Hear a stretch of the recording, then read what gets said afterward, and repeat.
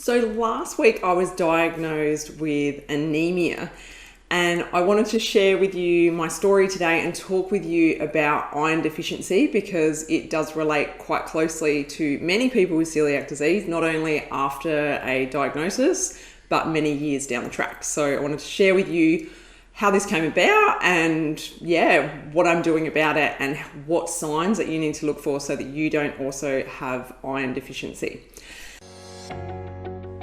Welcome to the Healthy Celiac Show. I'm your host, Belinda Whelan from belindawhelan.com, and here you will learn to live your very best life with celiac disease.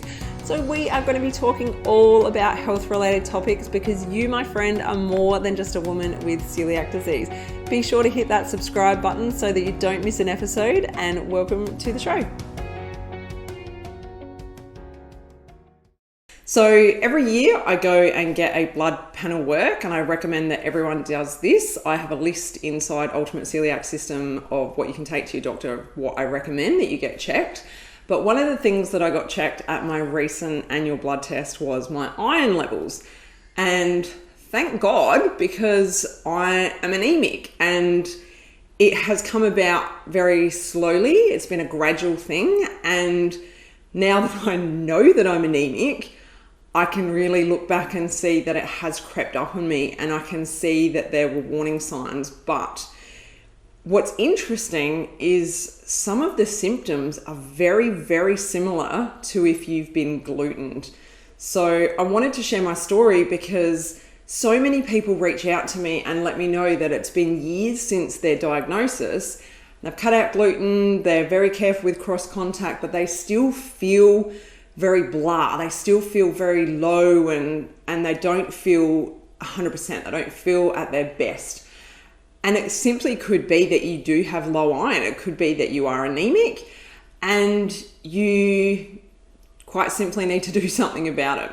So when I went to my doctor's last week, she said to me that my iron levels were so low that she wanted to send me almost there and then and go and get an iron infusion, which I didn't want to do, to be quite honest, because there are a lot of side effects from them and I didn't really want to go down that route. So she recommended that I start on supplements, so start taking iron supplements, because for me, already being anemic, it wasn't enough to go and, focus on my diet, because I already focus on eating really well. I already have an iron-rich diet. But the reason that I got anemic is because I have such a heavy menstrual cycle. So because I have such heavy blood loss, it has led to me being anemic. And this is something that has progressed over a period of time. And she's doing further tests, but we think it's because I'm already in perimenopause. So that is another side effect of that it causes major blood loss when you have your period. And that in turn has caused the anemia for me. So fun times being a woman, isn't it? All this stuff we have to navigate on top of having celiac disease. But anyway, so for me, I have started on iron supplements. I must admit, today, as I'm recording this, it's morning. Normally, I'm not a morning person. I'm not the best in the morning. However, today I feel quite good. So I've been on these iron supplements for less than a week now, and I do actually feel today that they've kind of started to take place. Now, I think it has snuck up on me, and you've probably heard me talk about this many times if you've listened to any of my other episodes. I get woken up a lot. I have young children and they tend to wake me nearly every single night.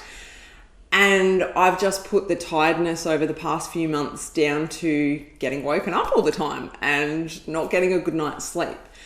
But there have been nights where occasionally I do get a full night's sleep. It's very rare, but there have been a few nights where I've had a really good night's sleep. I haven't been interrupted. I've gone to bed early. I've woken up before my alarm clock. I'm like, wow, this is amazing. What's going on here? But then my husband's gone, oh, you must be feeling great, or how are you feeling, or whatever, some of those questions.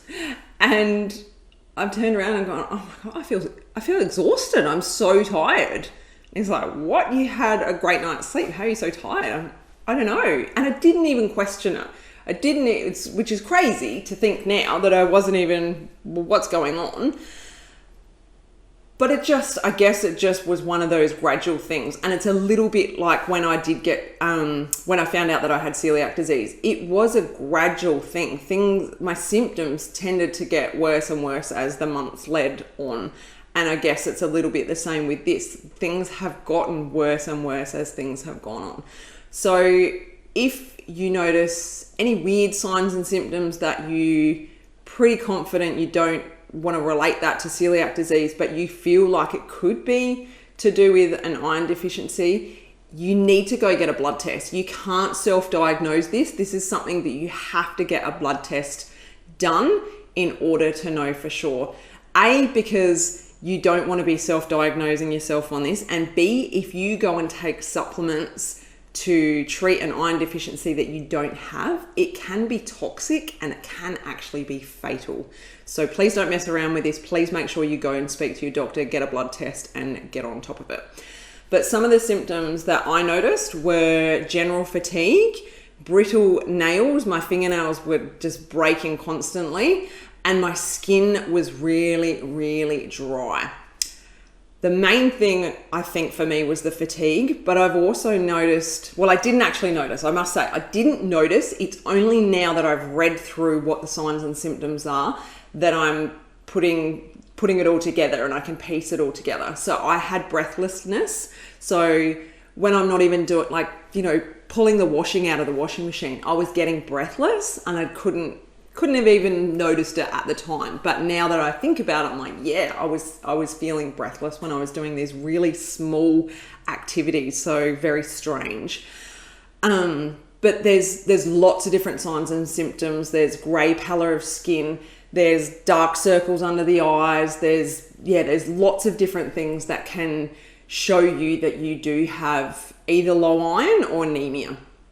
So keep track of these. Now that I've mentioned it to you, hopefully that helps you with awareness. But like I said, it's one of those things that kind of creeps up on you, and before you know it, it's gotten quite bad.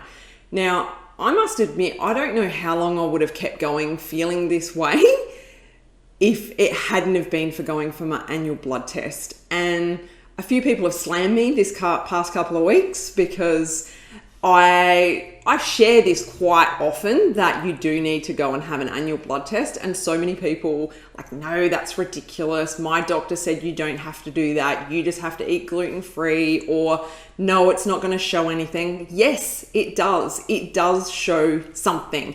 So if there's something going on with you, it helps to acknowledge that and find the answers. This isn't related to celiac disease. I don't have anemia because of celiac disease this time, but what if something else had been caught? What if I had Hashimoto's like my doctor, I was going to say daughter then, like my doctor thought that I had? She was able to rule out Crohn's. She was able to look at a few other things that she was concerned about and rule them out there and then, which was amazing.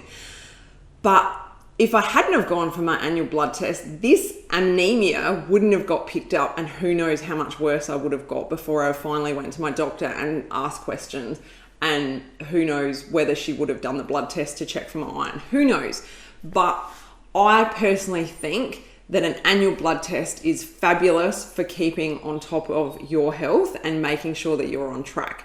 So, if it's something that you're feeling that things aren't right with you, then it's the perfect opportunity to have a chat with your doctor, check your blood tests, check everything that's going on for you, and make sure that you're on track with your health. Now, there are ways that we can improve our iron levels through diet, and depending on people's iron deficiencies will depend on whether you need to supplement. For me, my iron levels were so low that it was classed as anemia that I did have to go on the supplements. So it wasn't enough to focus on diet. So you may not even need to go on supplements if you have low iron. You may be at a level where your doctor decides, no, it's okay, we can just improve your diet. You can look at your diet and figure out that maybe you're not eating enough, iron-rich red meat. You're not eating enough of the good, healthy foods that improve your iron. And there's so many ways that we can actually help iron absorption as well through the way that we eat. So, there's that option as well. So as a health coach, it's not my specificity or my area to be able to say, yes, you need to do this, or yes, you need to do that. No, you need to talk to your doctor about what they recommend. And if they say you can do it through diet, then fantastic. If they say you need to do it through supplements, then fantastic, do it through that. Whatever is recommended for you is right for you. I am also focusing more on my diet than ever before, so that when I can transition off the iron supplements and make sure that I am keeping on top of everything to do with my diet, that will help as well. But if I keep continuing having this amount of blood loss each and every month, I may have to stay on iron supplements until I'm on the other side of perimenopause and gone through menopause. So we will see. That's a journey that I have no idea what's going to happen. So we will see what happens there. But yeah, it's one of those things that I feel it has crept up on me, and I'm kind of annoyed that it's happened, but I'm so grateful and so relieved that I now have some answers as to why I was feeling so tired.